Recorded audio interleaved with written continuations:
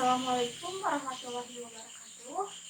Kembali lagi bersama Ibu Marian Dewi.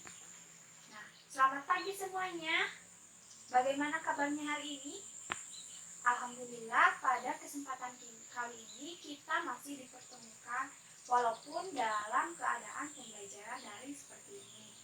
Tetap semangat ya belajarnya dan tetap berada di rumah. Nah, sebelum memulai pembelajaran, alangkah baiknya kita berdoa terlebih dahulu. Berdoa dimulai. Berdoa selesai. Jangan lupa ya untuk mengisi presensi di aplikasi FPI. Pada pembelajaran kemarin kita telah mempelajari mengenai inflasi. Nah, ada yang masih ingat apa itu inflasi? Ya, betul bahwa inflasi merupakan suatu keadaan perekonomian di mana harga-harga secara umum mengalami kenaikan. Nah, pada pembelajaran kali ini kita akan mempelajari mengenai permintaan dan penawaran uang. Lalu, apakah ada kaitannya inflasi dengan permintaan dan penawaran uang?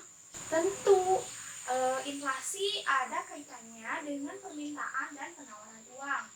Yang mana kita ketahui bahwa uang memiliki peranan penting dalam kehidupan masyarakat sehari-hari, seperti permintaan uang yang dilakukan oleh masyarakat dalam melakukan transaksi dan penawaran uang yang dilakukan oleh pemerintah, yaitu oleh Bank Indonesia. Nah, permintaan dan penawaran uang ini perlu diatur dalam penggunaannya agar dapat memperlancar pertukaran barang serta memperlancar kegiatan transaksi. Dengan mempelajari permintaan dan penawaran uang ini, kita dapat menjelaskan dengan benar konsep dari permintaan dan penawaran uang ini.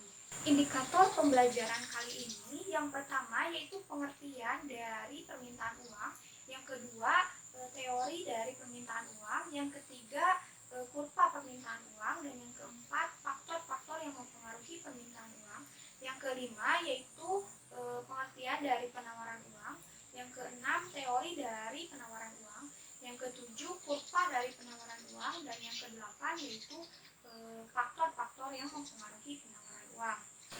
Adapun tujuan dari pembelajaran kali ini melalui pembelajaran daring atau jarak jauh dengan menggunakan metode saintifik, diharapkan peserta didik dapat yang pertama menjelaskan pengertian dari permintaan uang, yang kedua menjelaskan teori dari permintaan uang, yang ketiga menjelaskan kurva dari permintaan uang, dan yang keempat yaitu mengidentifikasi faktor-faktor yang mempengaruhi permintaan uang.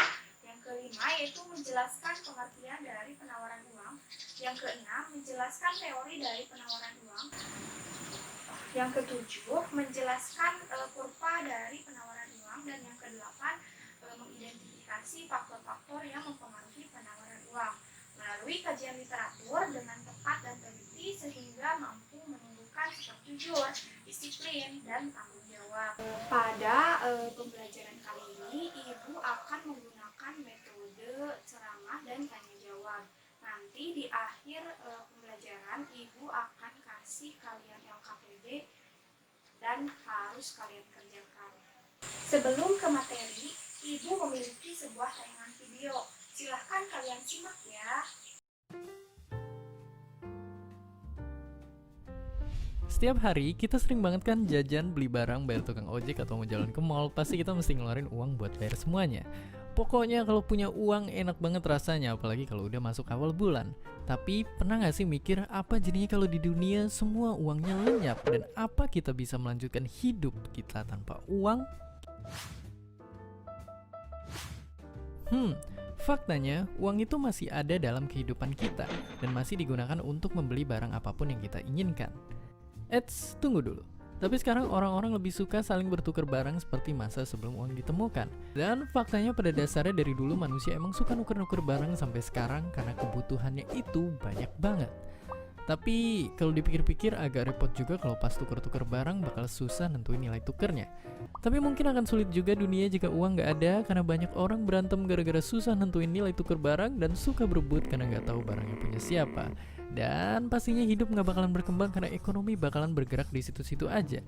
Mungkin sangat susah untuk dibayangin kalau nantinya uang benar-benar pergi selamanya dari hidup kita. Dan seperti biasa, terima kasih. Dari tayangan video tadi, kita ketahui bahwa uang sangat penting dalam kehidupan masyarakat sehari-hari. Dalam perekonomian, uang itu sendiri diibaratkan sebagai bahan bakar yang diperlukan untuk menggerakkan mesin perekonomian. Tapi, tahukah kalian bahwa pergerakan dalam perekonomi dipengaruhi oleh adanya permintaan dan penawaran uang? Penasaran apa itu permintaan dan penawaran uang? Yuk kita bahas sama-sama.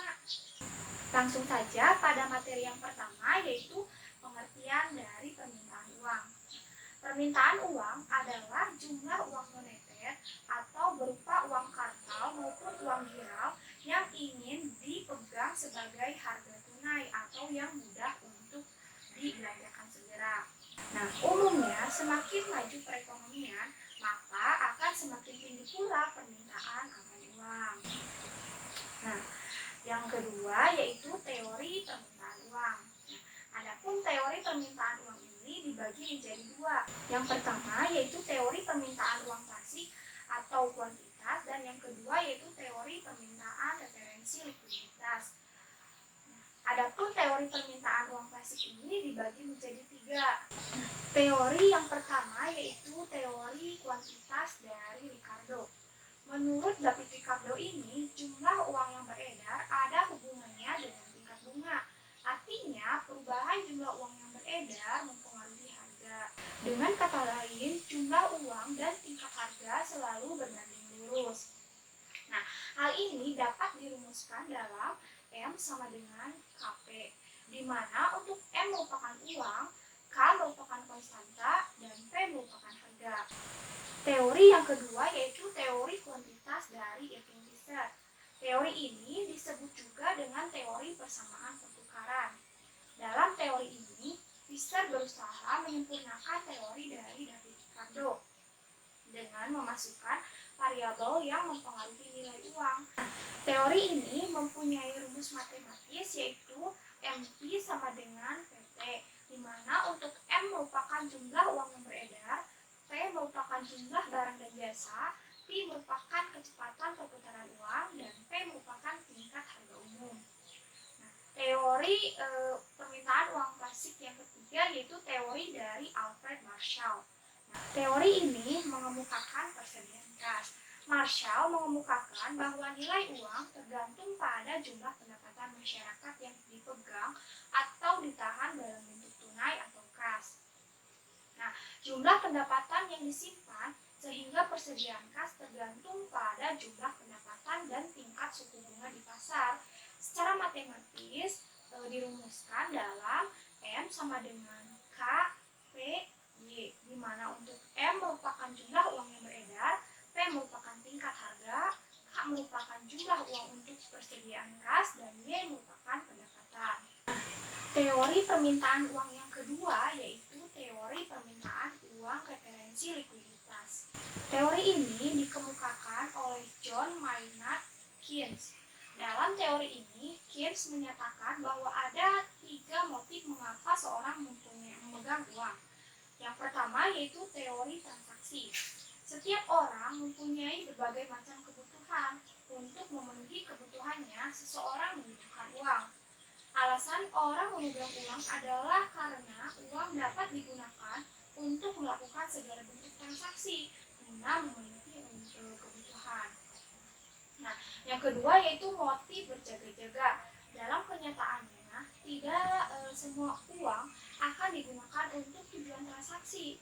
Tentu ada sebagian uang yang ditahan dalam bentuk uang kas, dengan tidak untuk diberikan barang pada saat itu juga, tetapi untuk berjaga-jaga. Yang ketiga yaitu motif spekulasi. Uang dapat digunakan sebagai alat untuk mendapatkan keuntungan. Motif menyimpan uang untuk memperoleh keuntungan ini disebut dengan motif spekulasi. Motif spekulasi ini diwujudkan dalam pembelian surat-surat berharga seperti saham dan obligasi atau surat utang. Nah, motif ini dipengaruhi oleh tingkat bunga. Selanjutnya yaitu kurva permintaan uang. Kurva permintaan uang ini memperlihatkan hubungan antara jumlah uang yang diminta masyarakat dengan tingkat suku bunga. Hubungan negatif antara suku bunga dengan jumlah uang yang diminta dapat digambarkan seperti kurva di samping. Nah, kurva tersebut memperlihatkan bahwa jika suku bunga naik dari IB ke IA, maka jumlah uang yang diminta akan menurun dari MB ke MA. Nah, karena masyarakat akan cenderung menyimpan uang dalam bentuk surat berharga. Nah, penurunan suku bunga mendorong masyarakat untuk memiliki uang tunai yang digunakan untuk motif spekulasi. Kurva permintaan uang berlaku dalam kondisi pendapatan nasional tetap. Nah, pembahasan yang selanjutnya yaitu faktor-faktor yang mempengaruhi permintaan uang. Nah, yang pertama yaitu selera masyarakat. Selera masyarakat akan mempengaruhi permintaan uang. Misalnya nih, peningkatan selera masyarakat terhadap barang-barang impor yang mahal akan mampu mempengaruhi peningkatan permintaan terhadap uang kas dengan tujuan untuk transaksi. Yang kedua yaitu kekayaan dari masyarakat. Apabila suatu masyarakat semakin kaya, maka permintaan terhadap uang akan cenderung meningkat. Nah, namun tidak selalu peningkatan kekayaan yang cukup besar akan secara otomatis meningkatkan permintaan uang. Nah, yang ketiga yaitu tersedianya fasilitas kredit.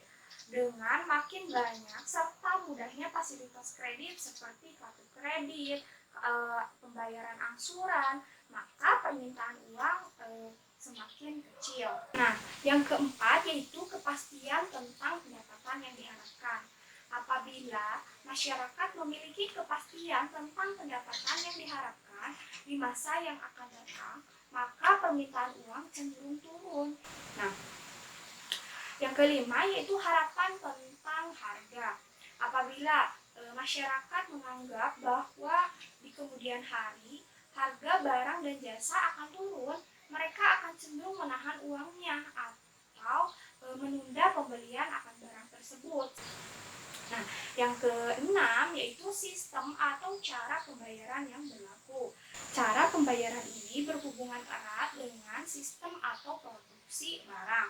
Apabila suatu produksi mulai dari bahan mentah sampai dengan bahan jadi dan distribusinya dilakukan oleh perusahaan yang berbeda dengan pembayaran secara kontan, maka permintaan uang kas juga akan semakin besar. Yang selanjutnya yaitu pengertian dari penawaran uang. Menurut Sadono Sukirno, penawaran uang adalah jumlah uang yang ada atau beredar dalam suatu perekonomian pada suatu waktu tertentu. Dengan bahasa yang lebih singkat, bahwa penawaran uang merupakan jumlah uang yang beredar. Nah, maka dapat disimpulkan bahwa penawaran uang merupakan jumlah uang yang ada dan beredar dalam kegiatan perekonomian. Nah, selanjutnya yaitu teori penawaran uang. Teori penawaran uang ini terdiri dari yang pertama yaitu teori penawaran uang tanpa bank. Nah, teori ini merupakan teori yang sederhana yang memiliki gambaran dari sistem standar emas. Ketika emas menjadi satu-satunya alat pembayaran, jumlah uang yang beredar atau uang yang ditawarkan kepada masyarakat naik ataupun turun sesuai dengan bekerjanya emas di masyarakat. Dalam sistem moneter seperti ini, uang yang beredar ditentukan oleh proses pasar. Adapun pemerintah, bank sentral ataupun perbankan tidak memiliki pengaruh terhadap besarnya uang yang beredar. Nah, jadi jumlah uang yang beredar bergantung pada perilaku produksi emas. Teori yang kedua yaitu teori penawaran uang modern. Dalam perekonomian modern, para produsen emas tidak lagi memiliki peranan moneter yang penting seperti dalam sistem standar emas. Dalam sistem standar kertas, sumber dari terciptanya uang yang beredar yaitu berasal dari otoritas moneter atau bank sentral. Selanjutnya yaitu kurva penawaran uang. Nah, kurva penawaran uang pada umumnya memiliki slope positif seperti halnya pada permintaan uang. Jumlah uang yang beredar juga dipengaruhi oleh tingkat bunga. Jadi semakin tinggi tingkat bunga, maka semakin banyak pula uang yang diminta. pemerintah. Nah, begitu juga sebaliknya. Nah, perhatikan kurva di samping. Di sini terlihat kurva permintaan uang yang menunjukkan hubungan antara tingkat bunga real dengan kuantitas uang MO real dalam perekonomian. Nah, yang selanjutnya yaitu faktor-faktor yang mempengaruhi penawaran uang. Yang pertama yaitu tingkat bunga. Nah, tingkat bunga ini merupakan faktor utama yang dapat menentukan jumlah uang yang beredar. Nah, ketika tingkat bunga tinggi, maka permintaan uang kas akan turun. Nah, yang kedua yaitu tingkat inflasi atau deflasi. Nah, pada kondisi inflasi, bank sentral akan cenderung mengurangi penawaran uang. Tujuannya adalah untuk mengurangi atau meredam akan adanya inflasi agar tidak semakin buruk. Nah, yang ketiga yaitu pendapatan. Apabila nih masyarakat memiliki pendapatan yang tinggi, maka makin tinggi pula jumlah uang yang beredar. Nah, yang keempat yaitu nilai tukar rupiah. Pemerintah akan menurunkan jumlah rupiah yang beredar apabila nilai tukar rupiah menurun. Dengan demikian, sesuai dengan hukum keseimbangan permintaan dan penawaran, tingkat harga akan naik sehingga rupiah juga akan naik. Yang kelima yaitu fasilitas kredit. Adanya fasilitas kredit ini dapat mempengaruhi jumlah uang yang beredar di pasar. Bila masyarakat suka akan penggunaan kredit, dengan sendirinya penggunaan uang tunai berkurang. Nah, sehingga jumlah uang yang beredar di masyarakat menjadi sedikit. Nah, yang terakhir yaitu jumlah penduduk. Semakin banyak jumlah penduduk, maka semakin banyak dan semakin cepat pula uang untuk beredar. Sekian yang dapat Ibu sampaikan mengenai materi permintaan dan penawaran uang. Apabila ada yang kurang dimengerti, silahkan kalian tanyakan melalui WhatsApp group dan kita akan diskusikan bersama-sama. Kesimpulan dari pembelajaran kali ini bahwa permintaan uang adalah istilah yang digunakan oleh para ekonom untuk menerapkan mengapa individu dan perusahaan memegang uang. Dan untuk penawaran uang adalah jumlah yang tersedia dalam suatu perekonomian yang biasanya dilakukan oleh Bank Indonesia. Dan untuk teori permintaan uang terdiri dari teori permintaan uang klasik atau kuantitas dan teori permintaan uang frekuensi likuiditas. Nah, sedangkan untuk teori penawaran uang terdiri dari teori penawaran uang tanpa bank dan teori penawaran uang modern.